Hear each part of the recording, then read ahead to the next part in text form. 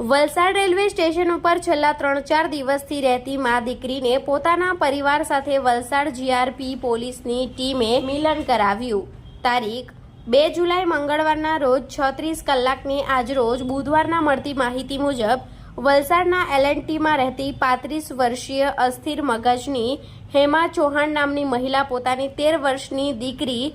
પ્રેષા Chauhan